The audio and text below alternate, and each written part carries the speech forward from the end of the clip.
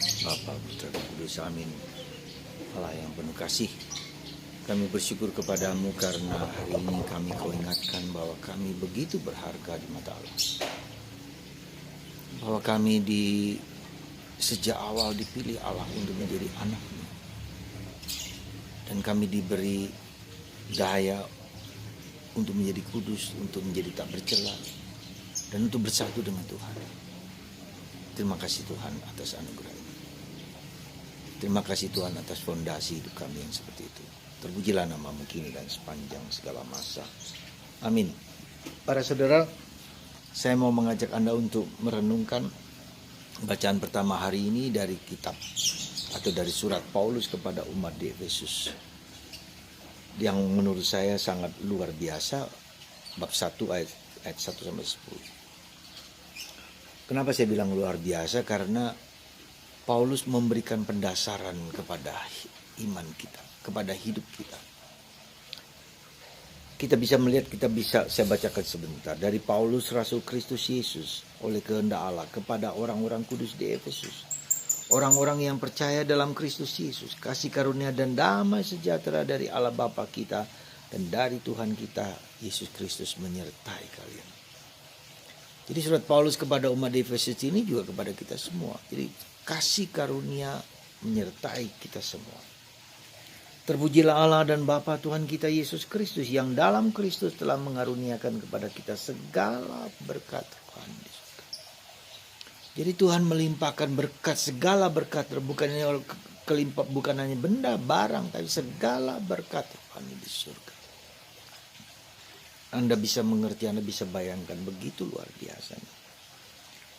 Terpujilah Allah dan Bapa Tuhan kita Yesus Kristus, yang dalam Kristus telah mengaruniakan berkat rohani di surga. Sebab di dalam Dia Allah telah memilih kita sebelum dunia dijadikan. Allah telah memilih kita sebelum dunia dijadikan, supaya kita kudus dan tak bercela di hadapannya.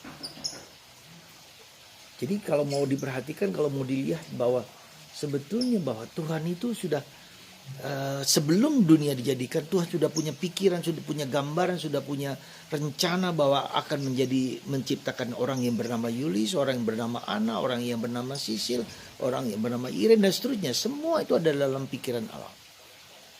Jadi sudah dipilih Allah supaya kita kudus dan tak bercela. Dan ini penting sekali saudaraku sekali. Dengan kasih Allah telah menentukan kita menjadi anak-Nya.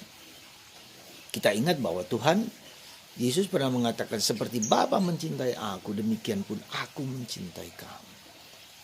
Jadi luar biasa. Cinta Bapa kepadaku sama dengan cinta Bapa kepada Yesus. Dan Yesus adalah saudara saya. Saudara, bagian terakhir juga dari ayat ini, ayat 10, bahwa kita segala sesuatu supaya dipersatukan dalam Kristus, baik yang di surga maupun yang di bumi. Apa pentingnya, perlunya kita menyadari hal ini? Penting dan perlunya menyadari hal ini bahwa fondasi hidup kita itu fondasi yang kekal, yang kuat, yang luar biasa. Sehingga kita tidak pernah boleh menjadi takut, menjadi ragu, menjadi cemas, menjadi gelisah, menjadi loyo, menjadi tidak berdaya. Fondasi hidupku itu, akarnya, dasarnya, di mana saya berdiri itu adalah sangat kuat. Seberat apapun penderitaan kita, sesulit apapun penderitaan kita, Tuhan menjadi fondasi kita, menjadi dasar kita. Ya, sehingga kita tidak mudah putus asa, tidak mudah gelisah, tidak mudah cemas. Ya. Di situasi apapun dalam diri kita.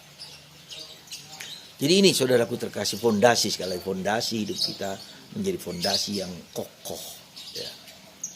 Tuhan memberikan sesuatu yang bukan ecek-ecek, bukan kaleng-kaleng, tetapi sesuatu yang berisi, bermakna, yang ada emasnya di dalamnya. Maka mari saudaraku terkasih, kita menjalani hidup ini dengan penuh sukacita, dengan penuh kegembiraan. Dan inilah bagian dalam dari diri kita yang harus kita temukan, yang harus kita alami, yang harus kita rasakan. Maka ketika Yesus mengingatkan para rasul bahwa jangan hanya memperhatikan seperti orang Farisi ahli Taurat yang memperhatikan aspek eksternal, aspek lahiriah, aspek di mana orang suka dipandang, dihormati, dihargai, ya. Bukan hanya itu, bukan itu yang terpenting, tetapi bagian dalam hidup batin kita. Dan itulah hidup batin, kebatinan dari orang Katolik, orang Kristen. Kita adalah anak, Anda, saya, dan kita semua. Maka mari saudaraku, jangan putus asa, jangan jangan gelisah, jangan cemas. Nah, itu yang pertama. Jadi kalau fondasi hidup kita begitu kuat dan dahsyat, maka kita tidak perlu bernego lagi. Artinya tidak perlu nego, artinya mengeluh lagi, nggak perlu. Kita yakin akan janji Tuhan. Kalau Tuhan menjanjikan hal tersebut, itu nyata dan sungguh terjadi. Ya, jadi kita tidak perlu tidak perlu nego, bertanya, self pity, betulkah demikian, akankah demikian? Tidak, percayalah akan janji Tuhan. Tuhan menjanjikan, ya janji, dan itu dipenuhi. Maka kita lihat bagaimana saya mengagumi sekali Pak Paulus yang memiliki suatu iman yang dalam, suatu pengetahuan yang luar biasa akan kesatuan kita dengan Kristus. Semoga kita semua menyadari kesatuan ini sebagai fondasi, sebagai jalan kita untuk tetap teguh, tegak berdiri di tengah segala kesulitan. Dan Tuhan menjanjikan itu di dunia ini maupun nanti di surga. Tetap bertahan saudara, tetap kuat dan tetap teguh. Jalani dengan penuh kegembiraan, pilihlah. Jadi kalau ini merupakan sesuatu yang sesuatu yang nyata, pilihlah akan apa yang Tuhan janjikan dan yakini itu. Ya, jadi kita sekali lagi tidak perlu bernegosiasi, tidak perlu bertanya-tanya lagi betulkah demikian, betulkah demikian. Percaya saja, saya pilih jalan Tuhan, jalan Yesus, bersama Yesus. Semoga Anda dan saya memilih jalan ini dengan penuh keyakinan dan kekuatan. Tuhan memberkati Anda. Bapa, Putra, dan Roh Kudus. Amin. Bapa, Putra, dan Kudus. Bapa, Putra, dan Kudus. Amin.